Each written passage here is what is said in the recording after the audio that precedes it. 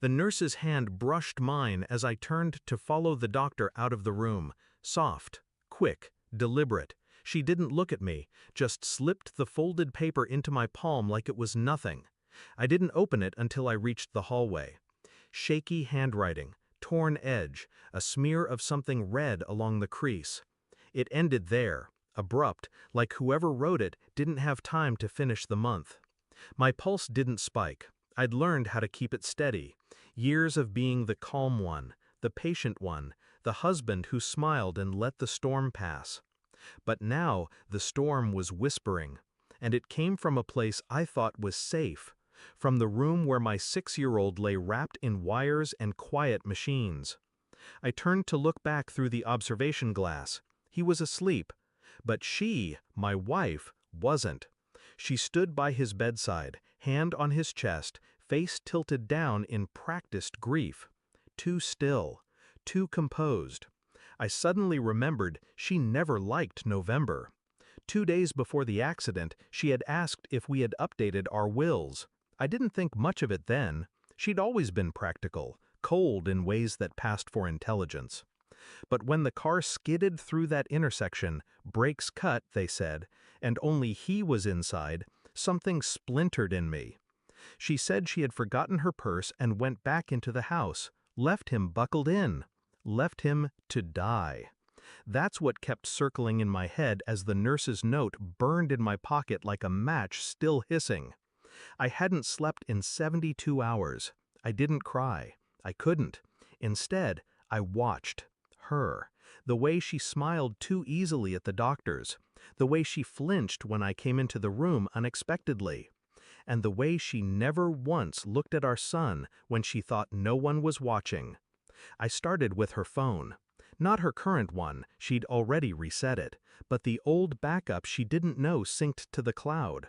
Hundreds of messages. One name kept appearing, Dr. Novak. Not our son's pediatrician, not a surgeon, but a neurologist she'd met at some conference 6 months ago. The tone wasn't flirtatious, it was clinical, strategic. You said he wouldn't remember much. Do we proceed after the incident? Insurance won't question it? My skin went cold. It wasn't an affair. It was something else. Worse.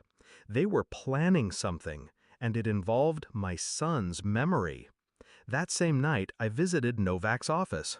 Empty, lights off, nameplate removed, vanished. At home, I searched her things, every drawer, every file, every innocuous envelope.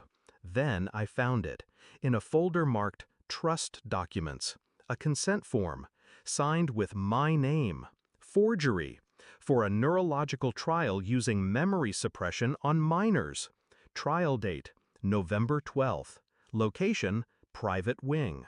Our son had never been in a car accident. I didn't say anything right away. I waited, watched her feed him soup in small spoonfuls while he stared off at the wall, glassy-eyed. "Does it taste okay, sweetheart?" she asked. He didn't respond, didn't blink. She smiled anyway.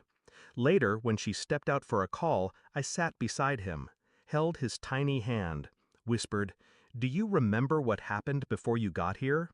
Nothing. He looked through me, not past me, through me. I left the printed trial documents on the hospital bed, one paper-clipped to the top, my forged signature highlighted in red. She returned, saw the file.